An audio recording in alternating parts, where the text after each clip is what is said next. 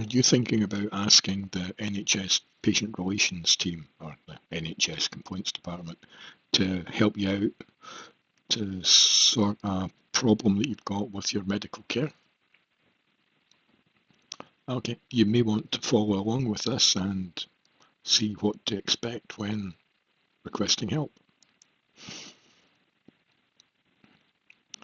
So this is what I did, and we're assuming that I'm not getting any special treatment and everyone else will be getting treated the same. So when you're making an NHS complaint, well, maybe you need to ask yourself, what am I letting myself in for? So is there an aspect with your NHS care that you see it's just not correct and you want someone to correct it? Can you use the NHS complaints system to help sort things out? Maybe you're thinking about using patients' advice and support service if you're in Scotland, or PALS in England.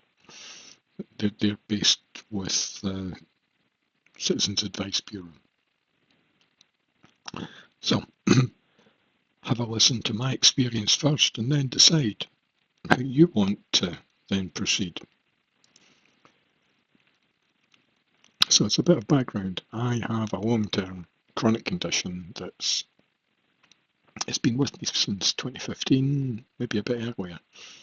It was successfully treated into remission 2019, the end of 2019, just before lockdown, but it relapsed again in 2023 and has been gradually getting worse since then. Now, what were previously minor symptoms, they are now becoming more major, and they're preventing further investigations from being carried out. So I want to ask the patient relations team to just help get some corrections made to my record so that, well, further investigations can go ahead and we can get this sorted out. So in 2017, during a respiratory test, they found an abnormal heart response. Now, this was never investigated further, and it didn't seem to matter at the time. I was starting to recover with treatment. But since 2023 and the relapse coming on, looking through my past records, I noticed this, and I've been trying to get this test repeated, but my blood pressure is now making this not possible. Now, there's been 2 attempts that have been cancelled for this respiratory exertion test. I've also had an endoscopy cancelled because of the blood pressure. The blood pressure started.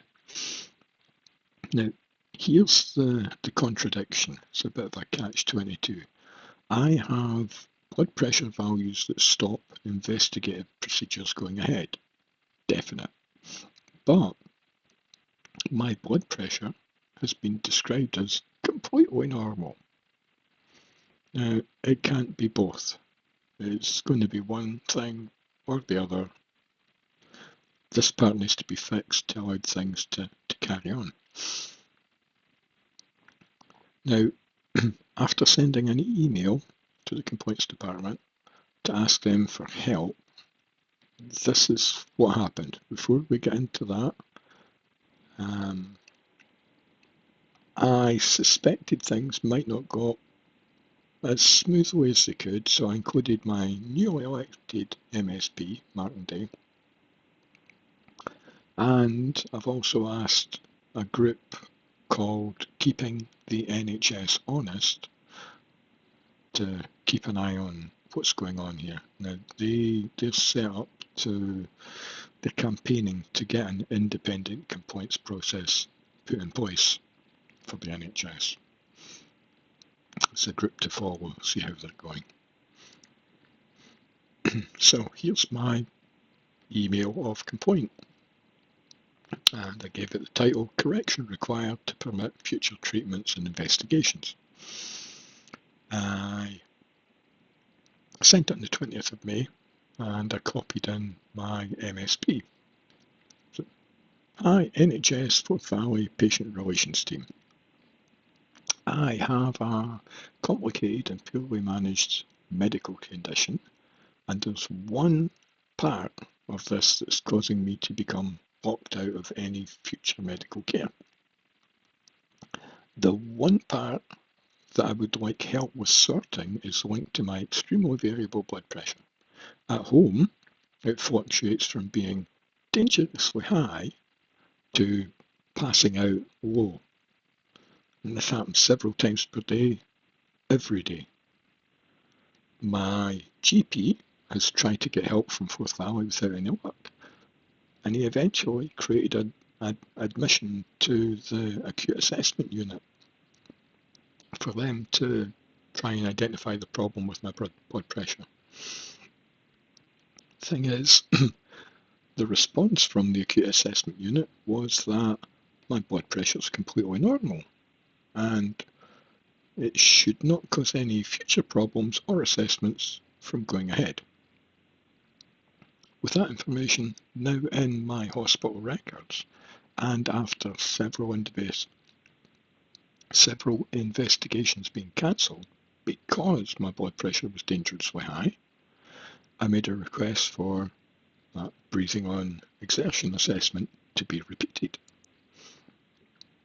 On the day of that assessment, the doctor conducting the test tried multiple things to get a safe blood pressure reading to allow her to then carry out the assessment, but ended up having to again cancel the test. I've now had an endoscopy cancelled and 2 attempts at the breathing on exertion test cancelled because of my dangerously high blood pressure. I was also under the threat in 2023 of not receiving a treatment infusion unless the blood pressure gets under control. So, either my blood pressure is normal and all of these assessments and treatments for all of my other health problems can go ahead, or my blood pressure is not normal and it needs to be investigated and treated to then allow the real investigations to go ahead. It can't be both. This is the important bit. It can't be both.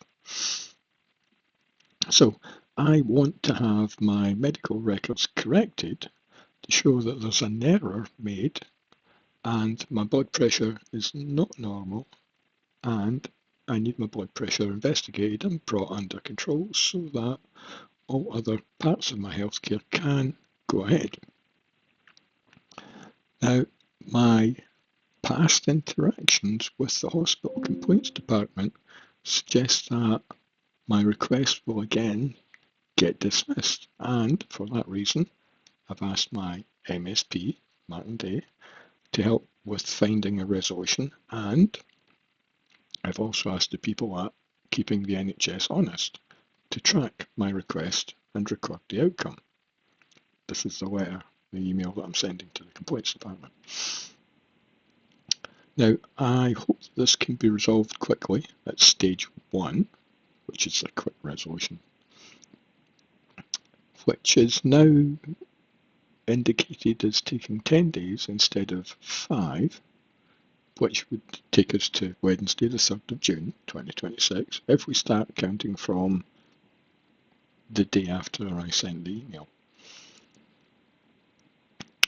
And this is the response that I got back. Good afternoon, Mr. Diamond. Can you please confirm a contact number for our records? Thereafter, a member of our team will get in touch. That's strange.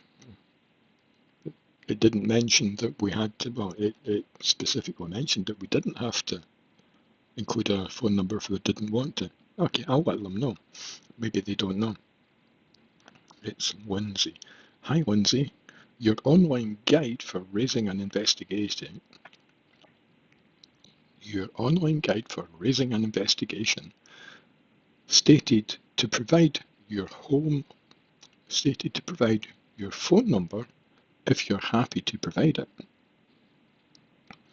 Now, as you're likely to contact me during working hours and receiving personal phone calls at work could be awkward, the quickest and most efficient way to contact me will be mainly through this email address. Regards. Okay, the response to that was, good afternoon, Mr. Diamond. The most efficient method for resolving this matter at stage 1. Ooh, wait a minute. If I don't do what they say, they're going to delay things? Okay. The most efficient method for resolving this matter at stage 1 of the complaint process is typically via telephone. Okay. Still can't use the telephone, I've told them why. Should you be willing to provide your contact details, I will record them within your complaints log, along with any suitable time for us to make contact. Now, the suitable time would be outside of working hours, which is when your office is shut. Okay. So, I can see it happening. It's all starting to come through again. So I responded, hi Lindsay, I can understand why you don't want to put anything in writing, and pressuring me to use this method with the consequence that it will take longer if I don't, it's already making the process much more stressful than it needs to be. From our initial exchange, and from what I've observed in the past, I now suspect that your department will make emails difficult to track by doing things like using different non-related email titles and generating new emails instead of replying to the email chain. I've contacted them before. It's something I've seen happen. It's probably going to happen again. Despite this, I would still prefer to stick to your published guidance and opt to use email instead as the main contact medium. Regards. So, that came a response. Dear Mr. Diamond, thank you for your email. Oh, that's nice. I would like to provide reassurance. The issue you raised has been shared with the respiratory service. Respiratory service has got nothing to do with us. They did everything they could. And I have requested a member of that team to contact you to discuss with a view to local resolution under stage 1 complaint. They've created a stage 1 complaint with the respiratory department that I don't have a problem with. It's my blood pressure that's causing the one thing I want them to help with is my blood pressure, not a respiratory thing. However, should you wish to pursue the amendment of your medical records, okay, I want them corrected, please contact the Information Governance Department. No, if I contact the Information Governance Department and say, I'm wanting my records changed, I don't like what's in them, they will tell me they can't do that, I need to put a complaint in and do it through the Complaints Department. So I'm getting the runaround here. It's two things. They've made a complaint for me with the Respiratory Department that I didn't ask for. I want my blood pressure sorted, so that respiratory can get on with what they were trying to do. And they're now saying I should go to another department that will then send me back to them. Anyway, what else are they saying? We would anticipate this process would be completed within 5 working days and attach a copy of our public-facing document which explains the process in more detail.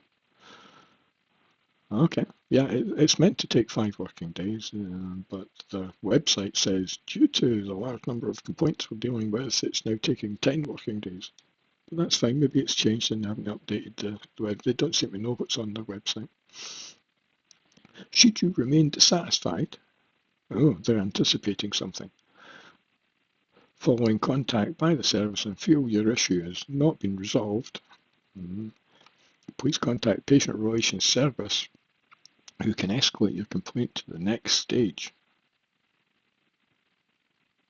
Okay. So we're at the 21st of May now. Did I start on the 20th? I'm losing track yet. 21st of May. Replied back, "Hi Adele, it's a new person I'm speaking to now. I suspect the complaints department would twist this the wrong way, and that's the reason why I had my email proofread before sending it, just to make sure that it did ask for what I wanted it to ask for. And I copied it to independent bodies to follow the outcome. I have no complaint with respiratory. To clarify, my treatment from respiratory, my treatment from the respiratory department has been flawless, with Dr. Mackenzie doing everything in her power to safely attempt the breathing test. No correction needed from respiratory, although a follow-up assessment once my blood pressure is controlled will be needed. My blood pressure was identified as being completely normal by Dr. Rutledge in the acute assessment unit. Letter dated 3rd of the 9th, 2025, sent them that letter, where she also points out that taking a blood pressure medication like propranolol, 10 milligrams, this is a pretty low dose of a beta blocker, said is causing what would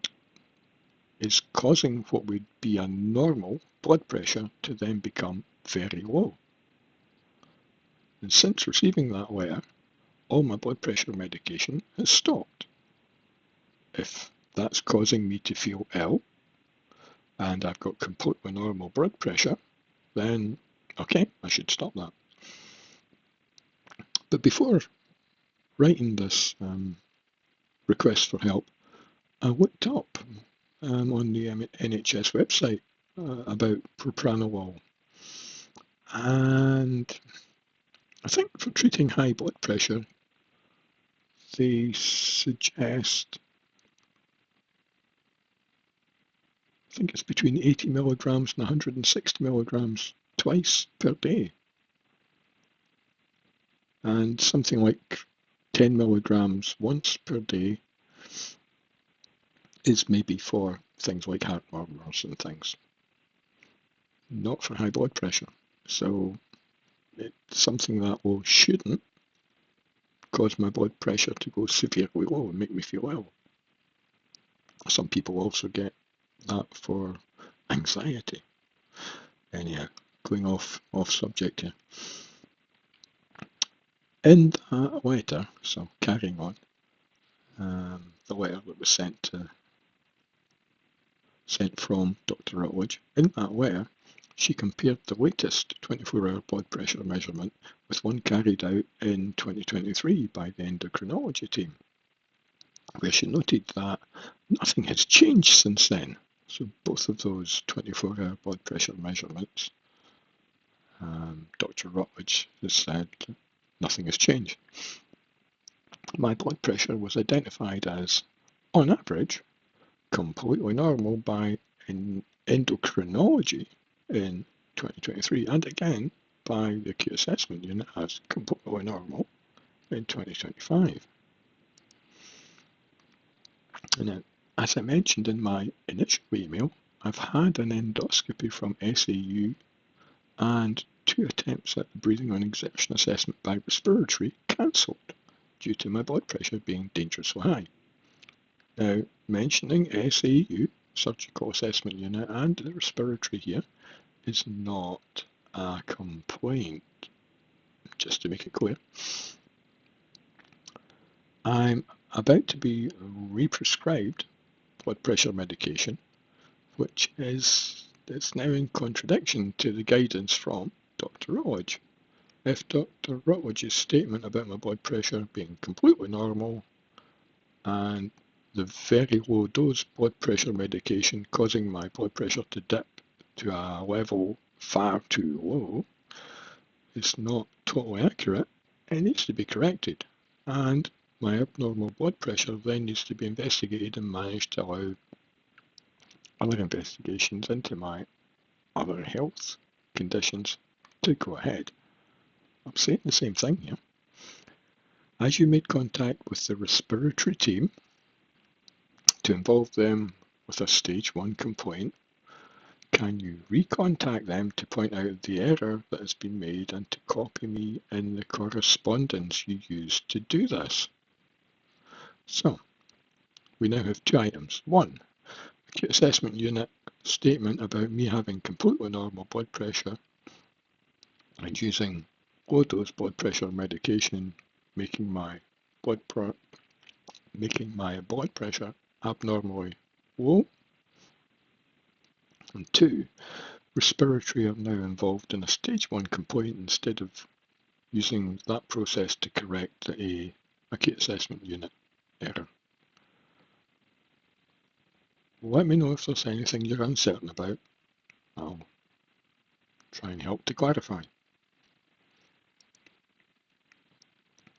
So from that, here we go. I got an email from the complaints department from the assistant that's dealing with my complaint, but the title of the email is Acknowledgement Letter. It's a separate email, no longer part of the email chain used to create the complaint.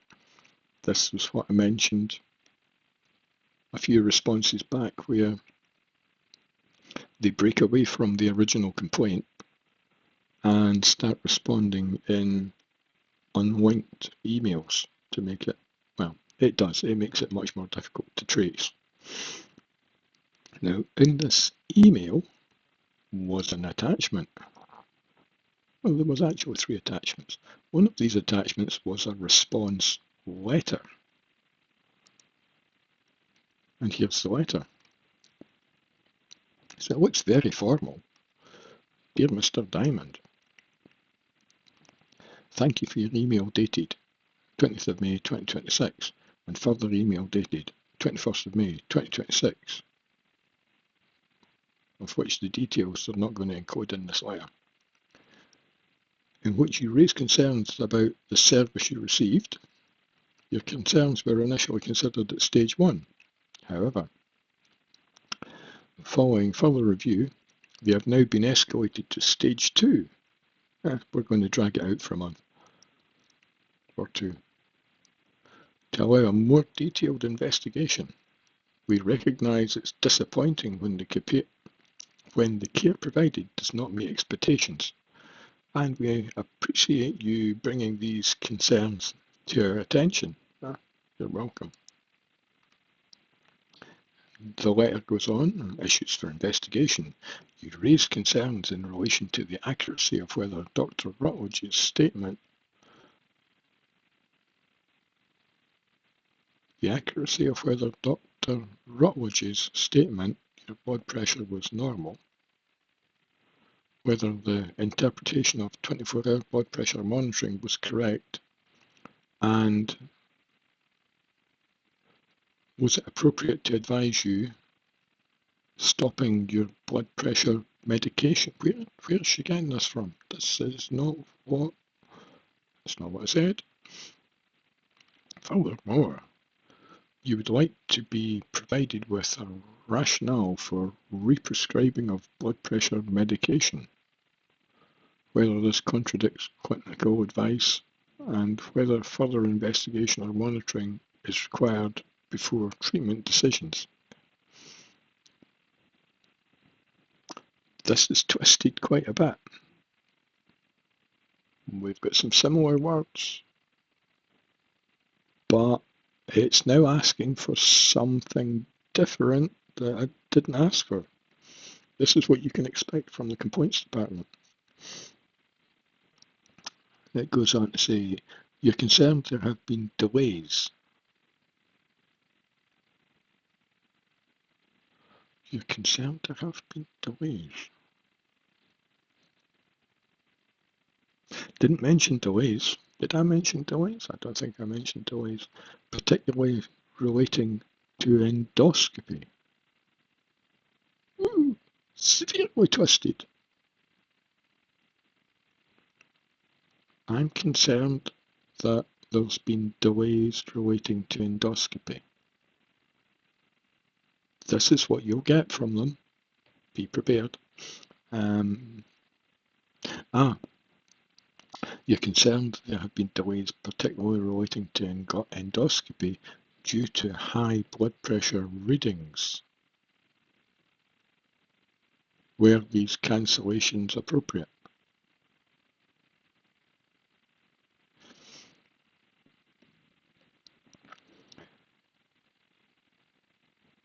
Every department has procedures that they follow to keep the patient safe. And they've got a checklist. You'll see them working their way through it, and one of them is checking your blood pressure. And if you're going through a procedure that's likely to cause a significant increase in your blood pressure, and your blood pressure is already high, then they'll try things, maybe distraction therapy or something, to let your blood pressure come down. They'll let you wait a wee while till it settles. They'll let your blood pressure come down, and then they'll check it again. But if it doesn't come down, they know that once their procedure starts, your blood pressure is going to go up. And if it's already dangerously high, what they do will make it go beyond being dangerously high. So I don't have any concerns that the cancellations were appropriate. That was the appropriate thing to do, given my blood pressure. My concern is that my blood pressure is being labelled as completely normal, meaning there's nothing to treat, nothing to look at. But it's not completely normal. Be prepared for twists. So it goes on. Please be advised I have informed the respiratory service the issues you raised do not relate to them. Okay. They're not providing the email traffic that they used to do that. But yeah, I didn't expect them to. The summary above sets out the matters. The summary above sets out the matters which we will investigate. Please let me know if my understanding of your complaint is incorrect or if I have omitted any issues of concern from the statement.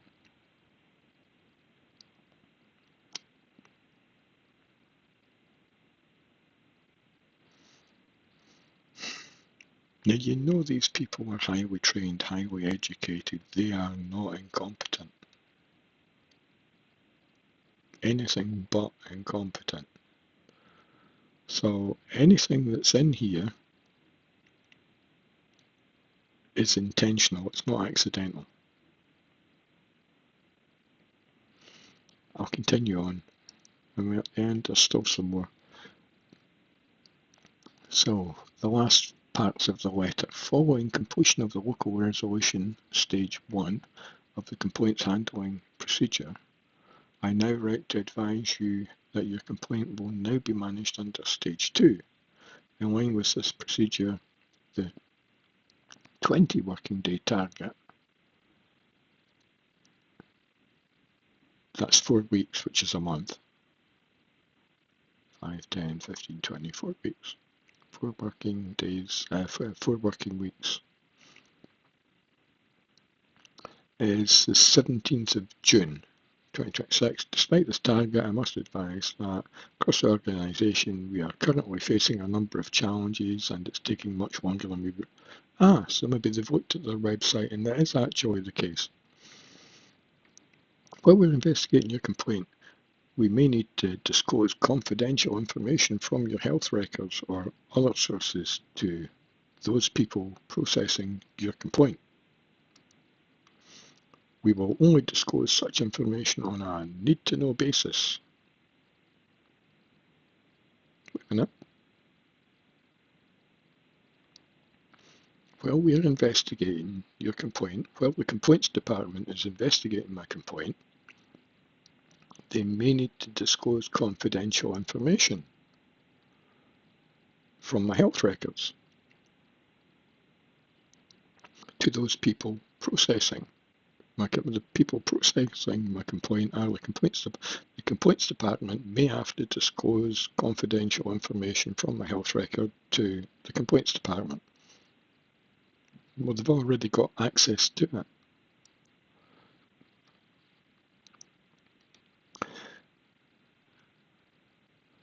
Right.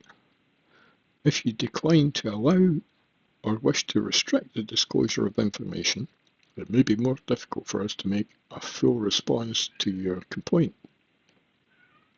So they're giving you the opportunity to then jump in and go, oh no, I don't want you to disclose information. That'll help to get rid of you. Should you have any queries about these matters, or if you wish to restrict or refuse permission, I think everybody should see this.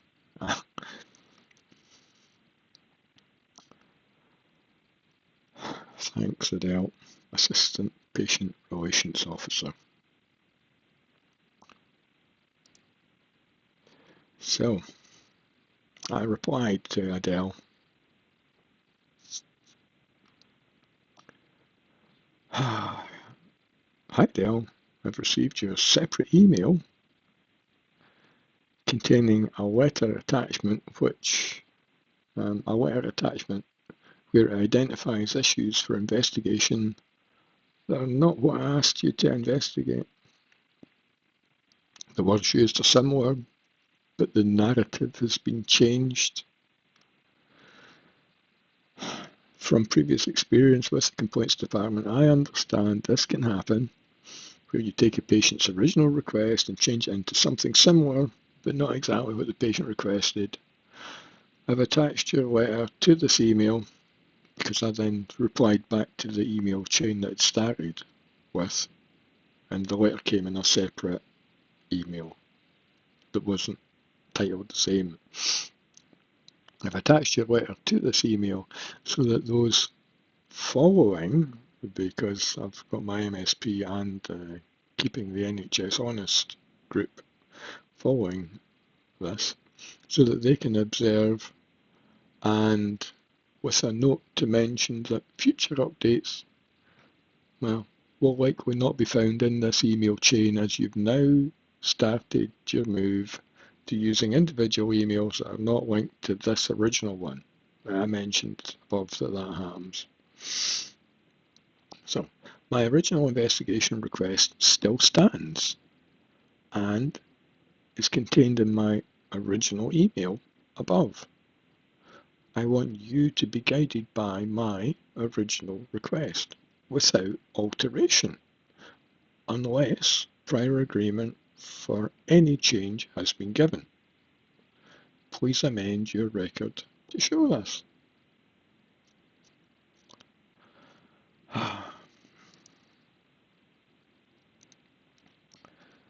So that's what we've got to so far. I can see this is going to drag on for a while, and it's going to challenge my blood pressure. So, hey, keep following on. If you have done something similar, if this is ringing bells with you, if you're thinking about raising a complaint, maybe you're having second thoughts now, drop me something in the comments below to this video. Let me know how you're getting on, let me know what you're thinking, and keep watching for the next one. Thanks for following along. Until the next time, bye for now.